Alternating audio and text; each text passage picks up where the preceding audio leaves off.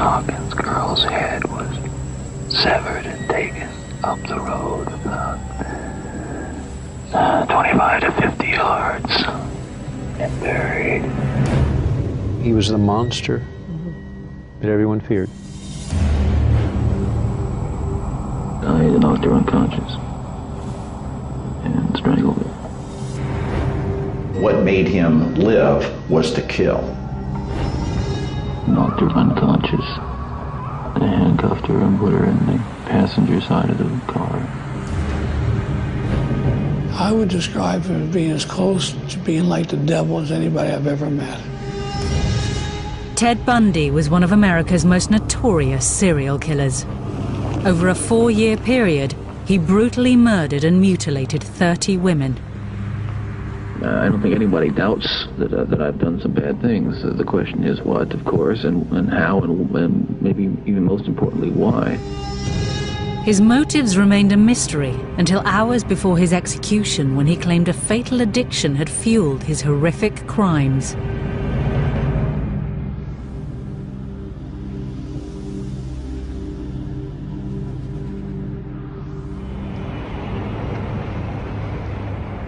On January the 23rd, 1989, at Florida State Prison, journalists were being shut out of one of the biggest death row stories of the decade. The serial killer Ted Bundy was about to reveal what had driven him to commit some of the worst sex crimes America had ever seen. In 5 cases, he took the girls' heads off and kept them as souvenirs. In one case, I believe he bit a nipple off. He was like a shark, just, feeding in a frenzy. He could look into their eyes, he could hear their last gasp, and actually breathe their last breath as they exhaled.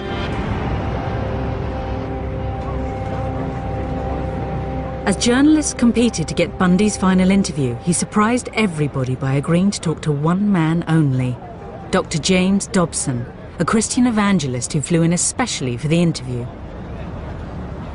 You really feel that hardcore pornography and the doorway to it, softcore pornography, is doing untold damage to other people and causing other women to be abused and killed the way you did others.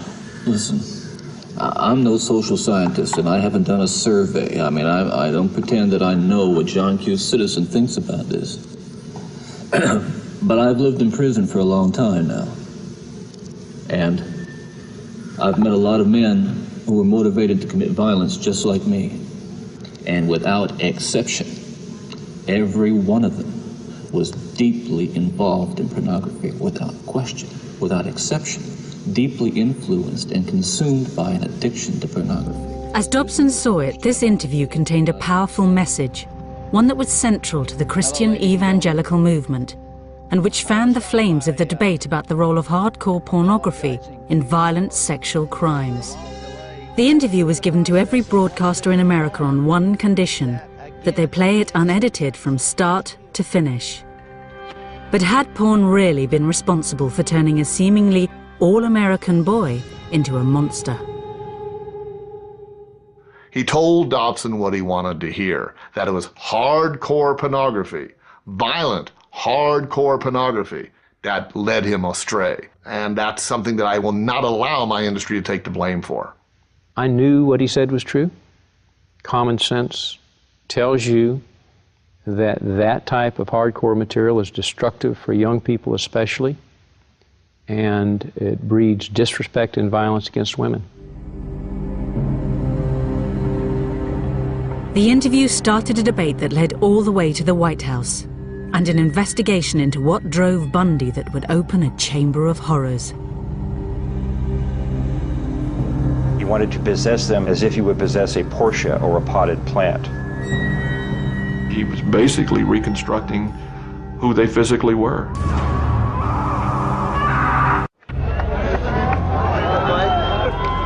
On the eve of serial killer Ted Bundy's execution, crowds gathered outside Florida State Prison, determined to see justice done to one of America's worst murderers. To comprehend all this, you have to go back a few years to try to understand Ted Bundy, what he did, and who he was. I think Ted Bundy in the United States probably is the standard by which other serial killers are judged. In a 4-year period, Bundy committed a series of vicious killings that horrified the public. Beginning with Linda Ann Healy in January of 1974, Bundy began killing approximately 1 girl a month. In fact, later on, the police would produce what they called the Girl of the Month Club, as they traced the girls who disappeared and then were later found dead. When police finally arrested Bundy, America was shocked. He appeared to have it all. He was good-looking, articulate, a law student and a budding Republican. But he also had a fatal addiction to pornography.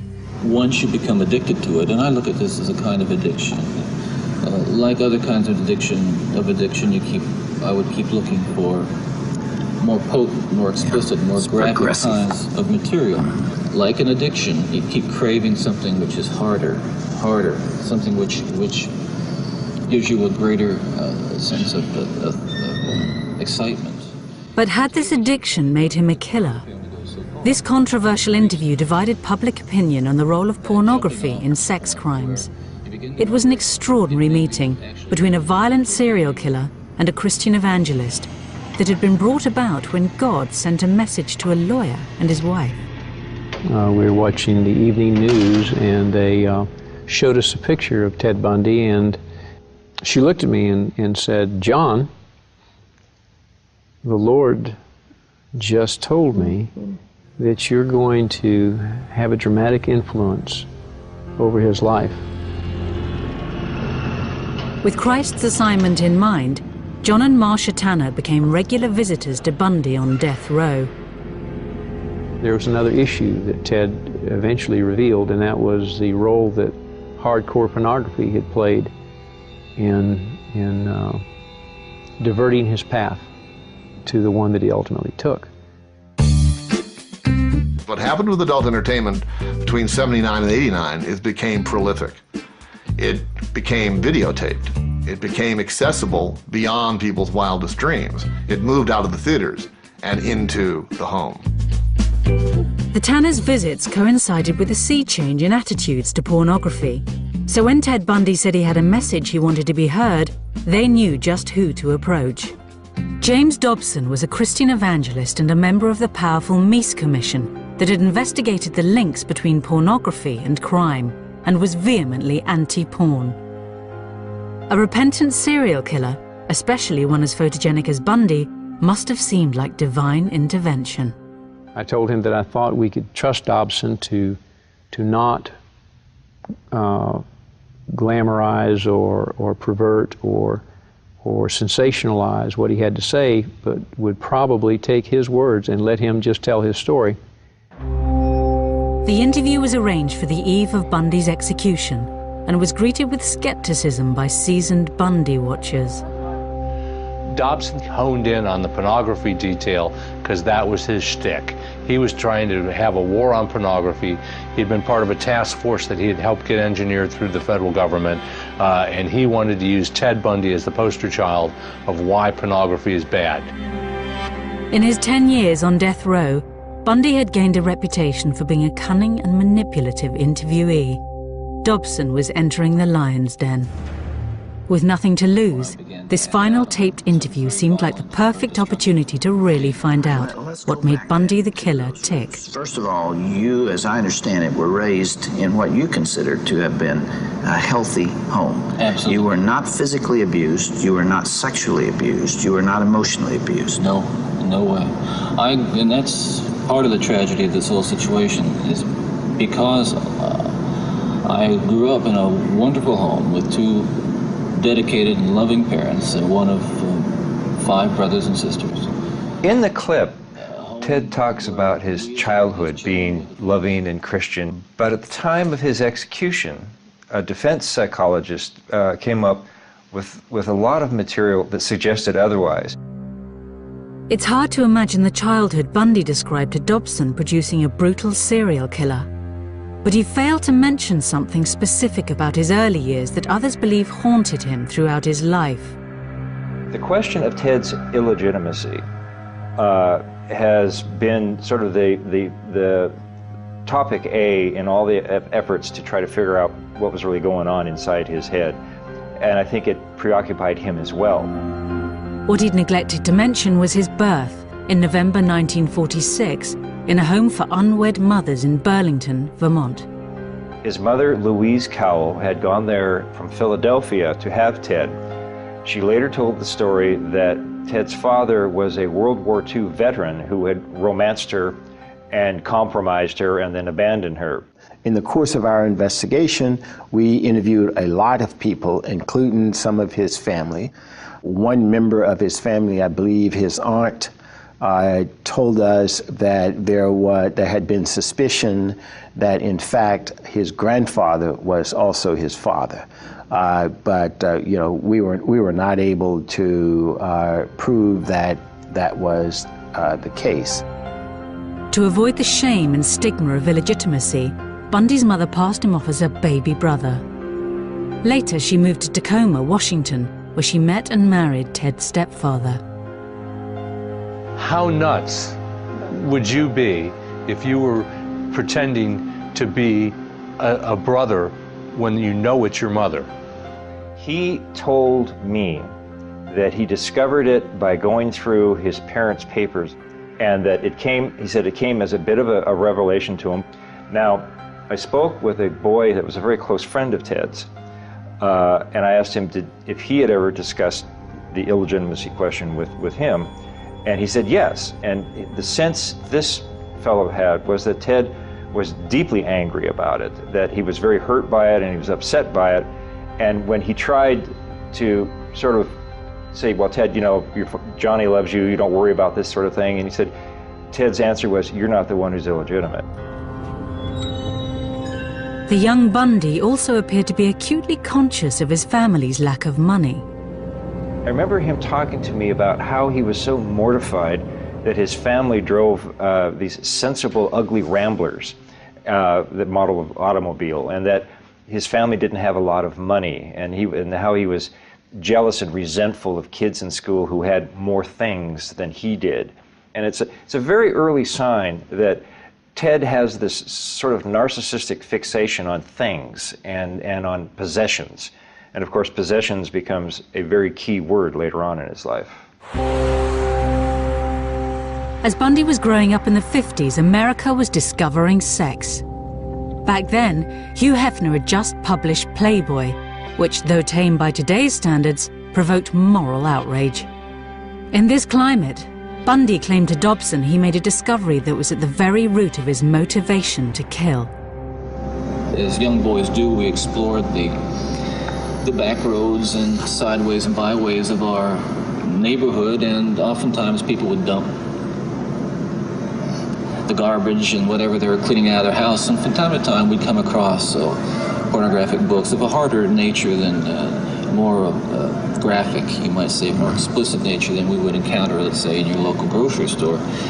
And this also included such things as, let's say, detective magazines and more hard. Those that involve violence. Yes. Ted tells Reverend Dobson that when he was a young boy that he found pornography, as he called it, outside the house. Things he saw in grocery stores and things he found rummaging through people's garbage, which he said was a little bit more hardcore than what was available in the grocery stores. Well, I grew up in exactly the same town as Ted and went into the same kinds of grocery stores that he went into, and there wasn't anything like that on the store's shelves in those days. Playboy had barely been invented. You know, at the time, I thought he was talking about, well, the magazine du jour, Playboy, and some others, but he told me the ones that he found most interesting and compelling were the detective magazines. With their lurid depictions of women in peril, it was violence, not sex, that became the real moral panic of the 50s. The EC comics were extremely graphic to a point that there was always some form of female terrorization. Erotic terror, I guess is what you would call it. It unlocked the zipper of an awful lot of minds, of children and eventually teenagers, until they were banned. Those magazines typically had bondage as the theme of their covers. It would be a woman with handcuffs, or she'd be gagged or something like that, and she would be threatened, mortally threatened on the cover of this magazine, perhaps with some weapon or something. Bullets ripping through people, limbs being hacked off, blood splattering, but constant terror in the look of these beautiful women in lingerie. I'm willing to bet that they started to ignite what became a forest fire in Bundy's psyche. This, Ted Bundy told me, was the real pornography that motivated him. It was this demonic, as he classified it, demonic presence of a chemistry of sex and euphoria and control and murder. For Bundy, this was a cocktail with a lethal effect. It fueled your fantasies, didn't it? Well, in the beginning, it fuels this kind of thought process. Then, at a certain time, it's instrumental in what I would say crystallizing it, making it into something which is almost like a separate entity inside. When Ted talks on the tape about the entity inside him and how, his word is, pornography fueled this entity, he certainly never in our conversation said that what the entity was interested in was fueled by pornography. He said, I used the word entity in talking to people because I felt that that's what they wanted to hear, that they could accept that they would have extreme difficulty in me just saying, I decided to kill 3 weeks from now, and I've psychologically put it on my calendar, and it was going to happen. He thought that people had difficulty in comprehending that, so he said, I used the word entity or ulterior forces or something like that. It's not uncommon for other serial killers to do that. I've had the opportunity to interview many. The key issue here is that Ted was on this course to behave the way he behaved with or without pornography. Gradually, Bundy started turning his fantasies into a disturbing reality. One night, he gets drunk, and he's had quite a bit to drink, and he's walking down a street, and he sees a woman walk out of a bar, and not even thinking, he follows her. And he follows her to her house, and as she's trying to get in the door, he runs up behind her, and she screams, and he runs away. Again, he's out one night, prowling around. Again, he's had something to drink. Again, he sees a woman. This time, he grabs a stick and comes up behind her and hits her on the head. And then, again, shocked at what he's done, runs away. He gets into peeping, which is one way of getting what he wants, working on, building his fantasies. Peeping in the window, masturbating, peeping in the window, masturbating, and then one day he just jumped over the line and went nuts. On January the 4th, 1974, Bundy crossed the line. 18-year-old Joni Lenz was attacked in her bed. She was found barely breathing, covered in blood, and with a metal bed frame rammed into her vagina. Incredibly, she survived. Others would not be so lucky. By July 1974, the whereabouts of 6 missing girls around the Northwest remained a mystery. Bundy had become a calculating killer.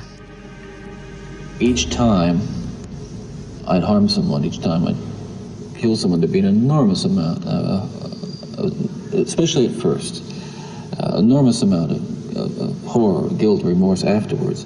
But then that impulse to do it again would come back even stronger.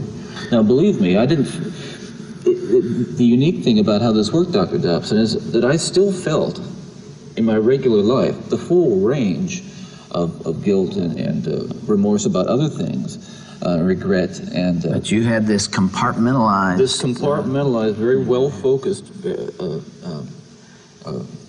very sharply focused area where it was like a black hole. It was like a, like a crack, and everything that fell into that crack just disappeared. I mean, he shocked me at times because he could be so remote from the crimes that he committed. He had so depersonalized these victims. He started laughing at one point when he was talking about Roberta Parks. He just started laughing about her. we learned of the importance and capability of these killers being able to compartmentalize things so that they can carry out normal lives otherwise, where they're not going to be suspicious. And when anybody finds out that they are a suspect, they're totally shocked that they've got this capability to do that. Ted did not have any guilt. He did not have any remorse. He did not have a conscience. And so when he talks about being, 99% normal and 1% abnormal, it's an ugly joke. He was 100% abnormal. Bundy's seemingly normal life continued. Whilst abducting and murdering young women, he was able to hold down an apparently normal relationship with Liz, a young divorcee. She later testified, though, to an increasingly strange and violent sex life. Liz reported a lot of, unusual behavior. Ted examining her body with a flashlight at one point, him wanting to tie her up. I think she found some pantyhose in his, among his clothes at one point. She once found a big bag or box of keys to all sorts. She had no idea where all these keys were from, but they probably came from Ted's nocturnal wanderings. She would remember later on him telling her that he had thought about killing her at one point. She would remember to the police that he tied her up on a couple of occasions, so they had bondage sex. Bundy started to enjoy the power he had over his victims. He and I talked about why he killed. He said because possession was at the bottom of his desires. He wanted to possess them, he said, as if he would possess a Porsche or a potted plant. And a memorable quote from Ted that, to an FBI agent was, if you have enough time, you can do anything you want to them. In the detective magazines, it seemed Bundy had found the perfect inspiration for his crimes. He reconstructed those magazine covers. Some of the victims were found with their hair styled in different ways than they normally would, or different clothing or different makeup on. He often, after striking and rendering the girl unconscious, would molest them and strangle them simultaneously. And he enjoyed that quite a bit. Bundy's killings continued across the Midwest until his luck ran out, and he was arrested over a failed abduction in Utah. Police raided his apartment, but what they found there and at later locations wasn't exactly hardcore. When we searched his apartment, we didn't really find pornography as such, but what we did come up with in his possession were junior majorette magazines. That's, of course, the young girls in their majorette uniforms. I think that was his form of pornography more than anything. It was just seeing these vulnerable little girls. Bundy was sentenced to 15 years for the kidnapping, but remarkably he escaped and was soon on the run and headed for his most barbaric killing spree yet. This was a vicious animal who was foaming at the mouth when he was inside that house. To the waiting crowds outside Florida State Prison, one of America's most prolific serial killers had become a demon in human form. If anybody deserves to burn, he deserves to burn. He penetrated one of them with a branch. He had bite marks on buttocks. If you took all your horror movies and put them together and got one personality out of them, there he is. To the public, Bundy's murders defied belief, but Bundy himself offered a clear analysis of what had led him to kill. We're talking about an influence that is the influence of violent types of media and violent pornography, which was an indispensable link in the chain of behavior, the chain of events that led to the behaviors, to the assaults, to the murders, and what have you. Bundy's calm appearance and apparently rational analysis belied a state of mind capable of carrying out a final, terrible killing spree. He was on the run and a changed personality. Taking a room at a boarding house just minutes away from a university campus, Bundy was surrounded by young women. When he got to Florida, he felt that he was regressing. As he said, I started to deteriorate. He reverted once again to burglaries, being a peeping Tom, all of those things that he started doing prior to him becoming a murderer. And then he recognized full well that he had gone into what he called his barbaric state. The killer struck first at the Chi Omega sorority house. He clubbed and then strangled to death 20-year-old Lisa Levy and 21-year-old Margaret Bowman. At least one of them was raped. The killer came in from the night and then returned to it with an ease that has so far baffled police and left most co-eds here terrified. So when Bundy left the Chi Omega house, he took off down this street and then turned down this corner here. He traveled maybe 3 blocks. And I imagine he was pretty much in a frenzy. The frenzied attacks at the sorority house marked a dramatic change in Bundy's deteriorating mental state. There would be one final victim. In the interview with Dobson, even Bundy himself appeared remorseful and unable to explain this last killing. One of the final murders that you committed, of course, was apparently little Kimberly Leach, 12 years of age. I think the public outcry is greater there because an innocent child was taken from a playground. What did you feel after that? Were there the normal emotions 3 days later? Where were you, Ted? I can't really talk about that right now. Police at the time of Bundy's arrest recall him being anything but remorseful. When we showed him the picture of Kimberly Leach, the 11-year-old girl that he tragically took the life of, he threw the picture down and said, "What you don't understand is I am the cold-blooded son of a bitch you'll ever meet." He was trying to show us that it didn't bother him. The manhunt to find the killer ended when Bundy was arrested in a small town on the Florida coast. At the time of his capture, his mental state shocked police. Well, when we got to him in Pensacola, he was off the chain, as the kids say nowadays. And we spent 3 or 4 days trying to reel him back into the reality of what's going on. He spent the nights talking to the police about himself in the third person, and he, in effect, confessed to having committed a number of murders. The killer that had left a trail of bodies across America had come out of the shadows, but he wasn't going down without a fight. What do we have here, Ken? Let's see. You always say an indictment, all right? Why don't you read it to me? You're up for election, aren't you? Mr. Bundy? You got it, didn't you? Mr. Bundy? You told me that you were going to get me. He said he was going to get me, okay? You've got the indictment. It's all you're going to get. Protesting his innocence, he was going to lead his own defense. The public would have to prepare themselves for a new Bundy. Ted, the showman. Good afternoon, citizens. My name is Ted Bundy, and I'm the defendant in the case, and I'm just here to introduce myself. Bundy's trials were among the first to be televised, and his notoriety turned them into a media circus. The ego, narcissism, and outright arrogance of the serial killer were on open display and created a figure of grotesque fascination.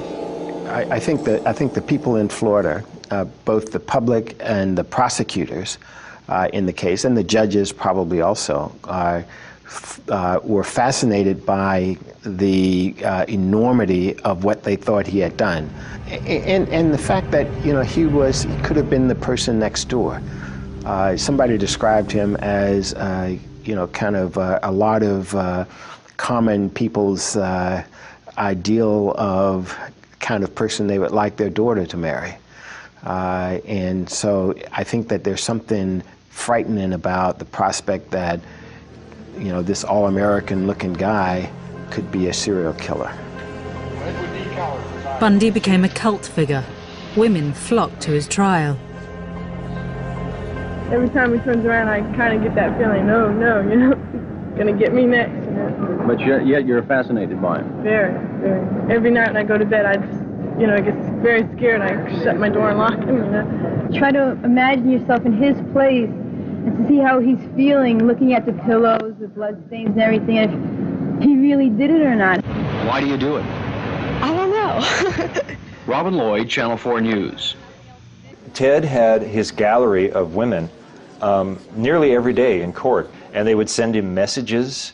They would try to get his attention. They would try to catch his eye.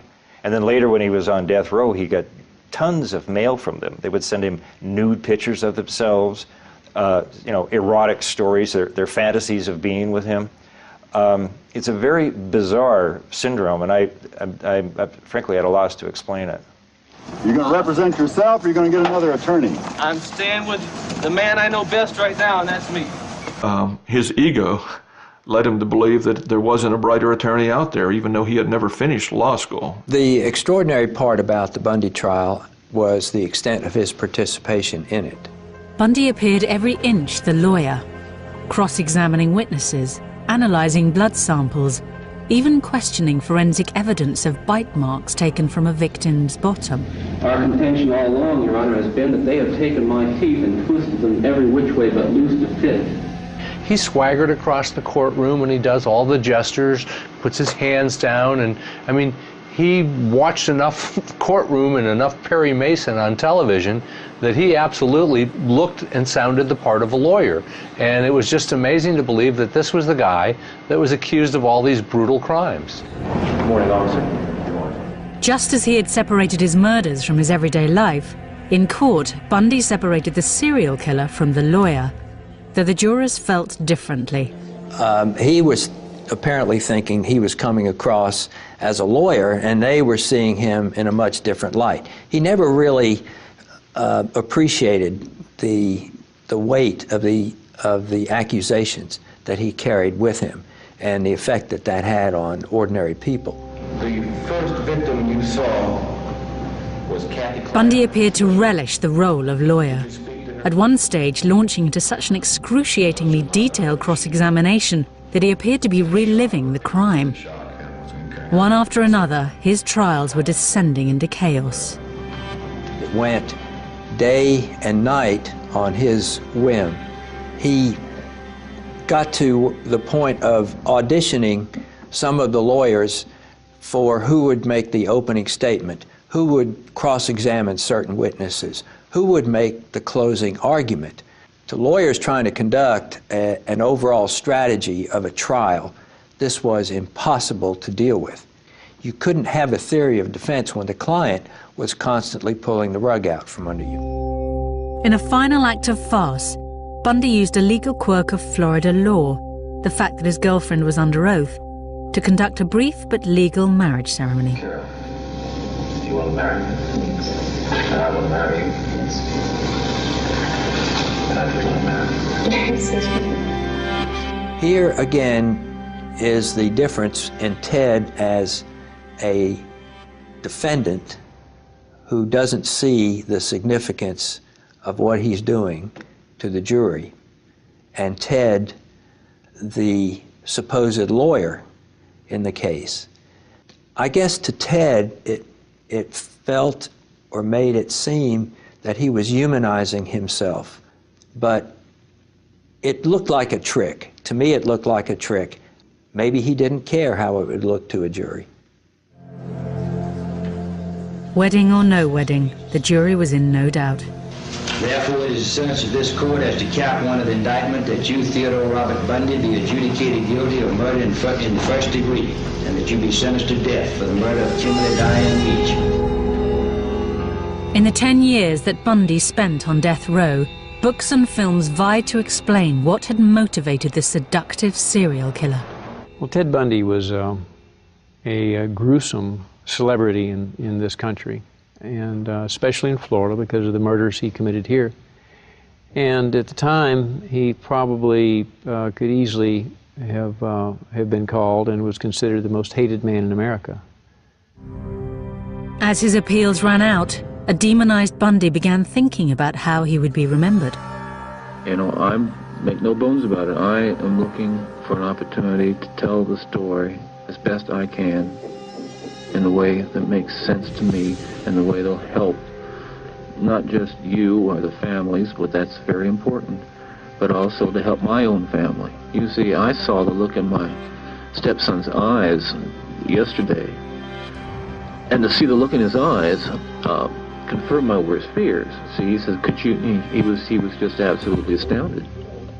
He couldn't understand. He was writing me questions, just furiously writing questions. I could see that, that he was, how really bewildered he was. And I need to give him a chance to know, and others a chance to know what was really going on, what it was really like for me. He wanted to create a legacy for himself that was something other than murder.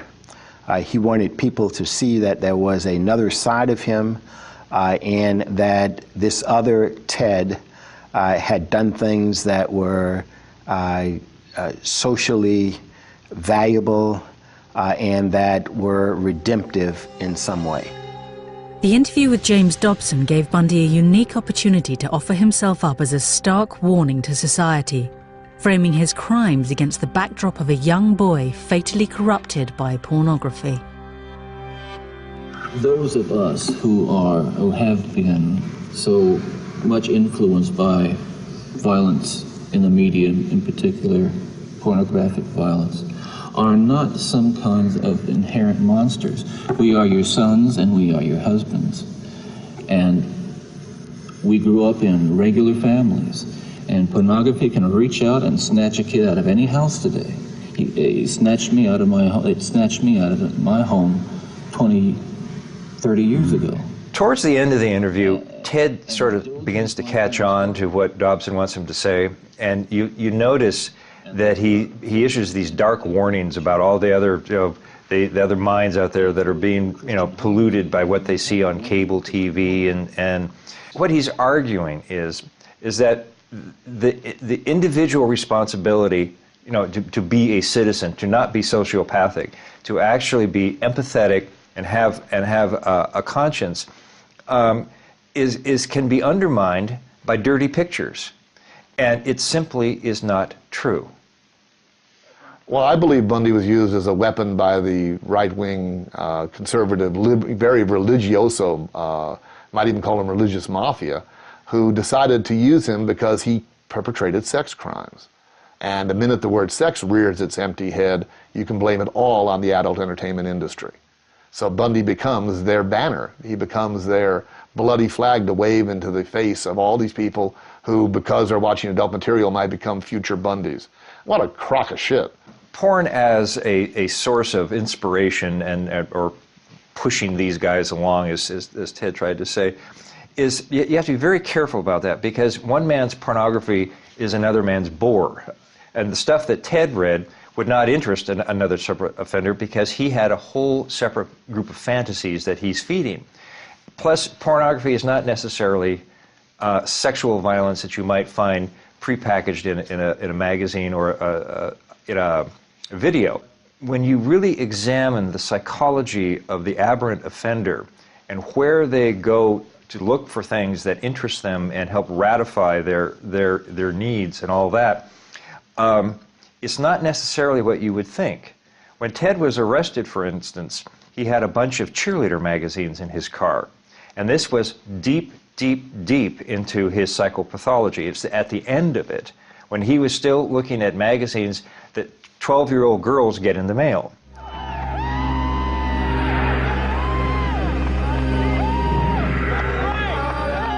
Guilty and awaiting execution, the true scale of Bundy's atrocities became apparent. He was confessing to a murder on a tape recorder as he walked down the hall to the electric chair.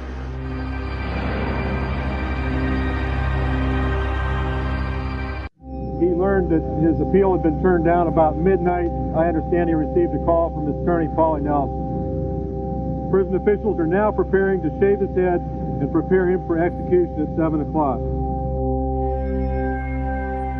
The execution of Ted Bundy couldn't come fast enough for a crowd that was beginning to feel like a lynch mob. I think it was clearly the circus atmosphere that developed here this morning. Somebody today compared it to a public hanging in the Old West. Hundreds of people, maybe thousands, showed up, almost boiling over with glee that Ted Bundy was finally going to be executed. Bundy's final interview was headline news, and Dobson eagerly fed it to the waiting media. He wanted to make a statement to the world about pornography, both softcore pornography and hardcore pornography. There was a great deal of remorse. He wept several times while talking to me. He did say to Bundy's life had ended with an extraordinary meeting of two separate agendas, and it was impossible to tell who was using who. That last night, before he died, we shared communion. He ministered the communion. The communion elements were a flat Coke and a piece of stale bread. And it was the most significant communion service I've ever attended. I learned through God's love that I could love the unlovable.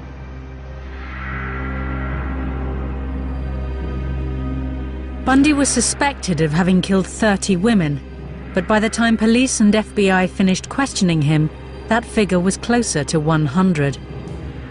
Even in his final moments, he confessed to yet more killings. He was confessing to a murder on a tape recorder as he walked down the hall to the electric chair. I knocked her unconscious and strangled her and drug her into 10 yards into the small grove of trees that was there.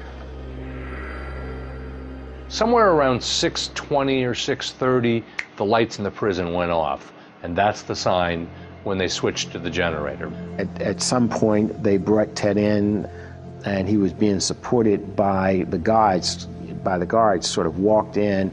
And his knees just buckled. I mean, the guards had to hold him up. And then he sort of got his composure back a little bit right after that, and he sat down. They then began to prepare him for the execution, strapping him in. And he looked at everybody in the room, one by one, went through everybody's eyes, trying to see who he knew or who he remembered. And the only person he smiled at was the prosecutor, and it was kind of, hi. And then they put the headgear on, put the mask over his face, and executed him. And you see the body tense up like that, and then it sort of loosens up. And then after a little while, it'll tense up again when they hit him with the second jolt of electricity. There is a smell of burning flesh in the room, and just a light wisp of smoke from the leg, as I recall. He's gone! He's gone! He's gone! Yeah! He's gone!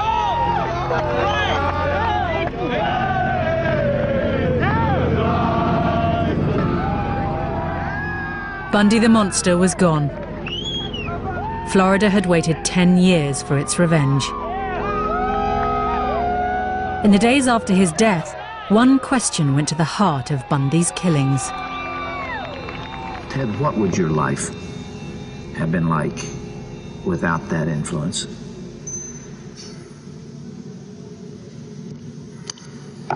You can only speculate. Yeah. Well, I know it would have been far better, not just for me, and excuse me for being so self-centered here. It would have been a lot better for me and lots of other people. I know that. Lots of other innocent people, victims and families. It would have been a lot better. There's no question, but it would have been a fuller life. Certainly a life that would not have involved, I'm absolutely certain, would not have involved this kind of violence that I have committed. He starts out by saying, pornography didn't make me do it. But by the end of the interview, he's basically agreeing with Dobson. Dobson is kind of prompting him all the way through it. I mean, Ted is fairly honest early on. He says, I'm not going to, it's my responsibility. I take full responsibility for everything that I've done. And, pornography was part of it, but it didn't make me do it. But by the end of the interview, there's sort of a cheering section for the anti-pornography forces, and with that, that if it weren't, in fact, Ted does specifically say that if pornography had not come into his life, he would not have become a killer at the end of the interview. And that simply is not true. And Ted knows or knew that that was not true, but he was willing to say it to please the Rev. The interview should have been an alarm bell for the country. It should have been a wake-up call for parents. It certainly motivated me. I launched into a vigorous anti-pornography campaign as the state attorney and lost my next election because of it. I think Ted had a lot of things going on in that interview. He wanted somehow to look a little bit better in everybody's eyes. He was probably talking to his mom. He was probably, he was so careful saying, my mother loved me and she protected me and all this sort of thing. It was Bundy trying to put his spin on his career. I asked him about pornography a couple times, and for some people it's a disease, humiliation, control kind of disease. Other people it's just fun. But I asked him about it, and he said, why would I need pornography when I have the real thing? And then from what he's done during some of his alleged murders, he did have the real thing. I've heard some people say he obviously had some brain damage as a young child. Others will say it's an inherited bad gene. Others would say it was a psychological scars from his youth. Others would say he read pornography. And I discussed these things with him, and his feeling was all of these factors may have entered into my life somehow without me even knowing it. However, I planned the crimes. I understood what I was doing, and regardless of what label anyone might choose to pin on me, I'm responsible. I'm not proud of it. I wish it didn't happen, but it was my decision.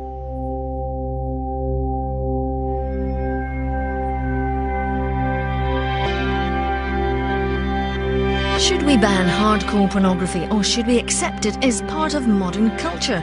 We want to hear your views at channel4.com/health. Next up, the Big Mouth is mulling over the recent rumblings in Big Brother.